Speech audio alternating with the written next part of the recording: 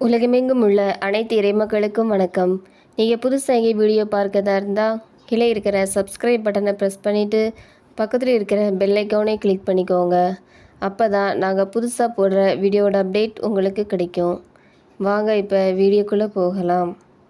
ஆண்டவருடைய விண்ணேற்பு பெருவிழா 17/5/2026. திருப்பலி முன்னுரை. இறையேசுவில் இனியவர்களே, இன்று தாய் திரு அவையானது ஆண்டவருடைய விண்ணேற்பு பெருவிழாவை சிறப்பித்து கொண்டிருக்கிறது. தம் தந்தை கட்டளையிட்ட பணியை நிறைவேற்ற விண்ணிலிருந்து மண்ணுக்கு வந்த இறைவன் மனுக்குலத்திற்கு மீட்பை வழங்கி மீண்டும் விண்ணகம் செல்கிறார். விண்ணேற்பு என்பது வெற்றியின் வெளிப்பாடு. திரு அவையின் பணி தொடக்கத்தையும் இவ்விழா உணர்த்துகிறது. இயேசுவின் பாடுகளையும் இறப்பையும் கண்டு பயந்து நடுங்கிய திருத்தூதர்களுக்கு இயேசுவின் விண்ணேற்றம் புதிய வழியை காட்டின. இயேசு தங்களுக்கு துணையாளரை அனுப்பப் போகிறார் என்ற நம்பிக்கையும் மகிழ்ச்சியை தந்தன. இதோ உலகம் முடியும் வரை எந்நாளும் நான் உங்களோடு இருக்கிறேன் என்ற இயேசுவின் வார்த்தைகளில் நம்பிக்கை கொண்ட அவர்கள் மன துணிவு பெற்று நற்செய்தியை அறிவித்தார்கள். இறை சாயலில் படைக்கப்பட்ட நாம் அனைவரும் விண்ணகம் செல்லவே அழைக்கப்பட்டுள்ளோம். நம் செயல்பாடுகளால் இயேசுவை மகிமைப்படுத்துவோம். விண்ணக வாழ்வை நோக்கி பயணிப்போம். இறையாசீர் பெறுவோம். முதல் வாசகம். திருத்தூதர் பணிகள் நூலிலிருந்து வாசகம். அதிகாரம் 1. இறைவார்த்தைகள் 1 முதல் 11 முடிய. முதல் வாசக முன்னுரை. கடவுளின் மகனாகிய இயேசு துன்புற்று இறந்து உயிர்த்தெழுந்தார். 40 நாட்கள் சீடர்களுடன் பயணித்து இறை பணியாற்று அன்பு கட்டளையையும் கொடுத்தார். உலகில் எனக்கு சாட்சியாய் வாழுங்கள் என்று கூறிய இயேசு அவர்கள் கண்முன்னே உயரே ஏறி விண்ணகம் சென்றார். வானதூதர்கள் சீடர்களுக்கு தோன்றி விண்ணகத்திற்கு ஏறி சென்ற இயேசு மீண்டும் வருவார் என்று கூறினார். சீடர்கள் கடவுளுக்கு உகந்த சாட்சிய வாழ்வு வாழ்ந்தனர். சீடர்கள் போன்று நாமும் கடவுளுக்கு உகந்த வாழ்வு வாழ வேண்டும் என்று கூறும் திருத்தூதர் பணிகள் நூலின் வாசகத்தை கேட்போம். இரண்டாம் வாசகம். எபேசியர் திருமுகத்திலிருந்து வாசகம். அதிகாரம் 1. இறைவார்த்தைகள் 17 முதல் 23 முடிய.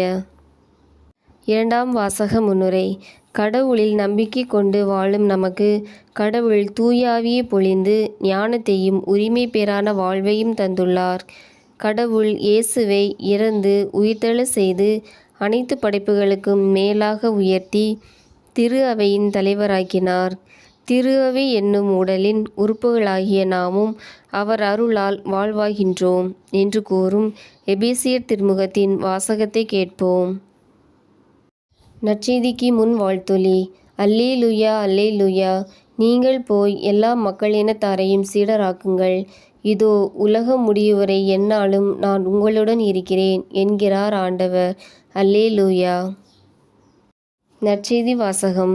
மத்தேயு எழுதிய தூய நற்செய்தியிலிருந்து வாசகம். அதிகாரம் 28. இறைவார்த்தைகள் 16 முதல் 20 முடிய. விசுவாசிகள் மன்றாட்டு.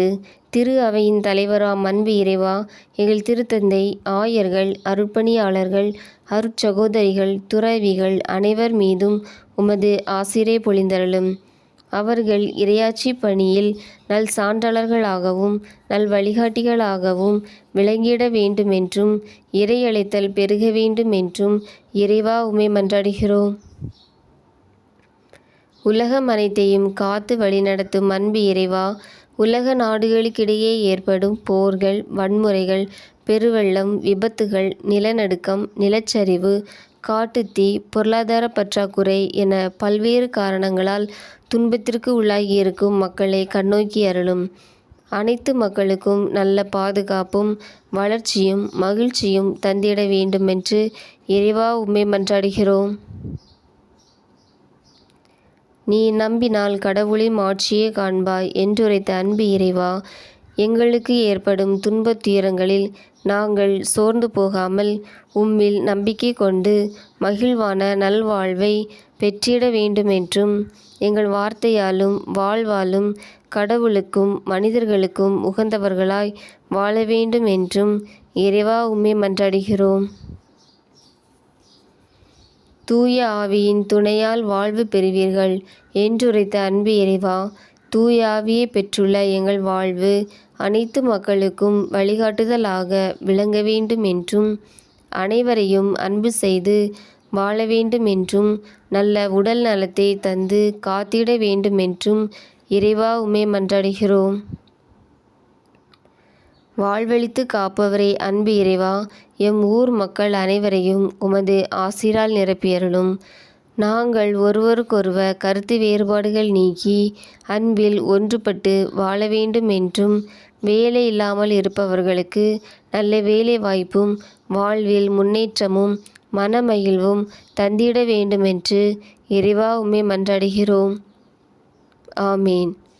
உங்களுக்கு எங்கள் வீடியோ பிடிச்சிருந்தனா லைக் பண்ணுங்கள், கமெண்ட்ஸ் பண்ணுங்கள், உங்கள் உறவினர்களுக்கும் நண்பர்களுக்கும் ஷேர் பண்ணுங்கள். நன்றி.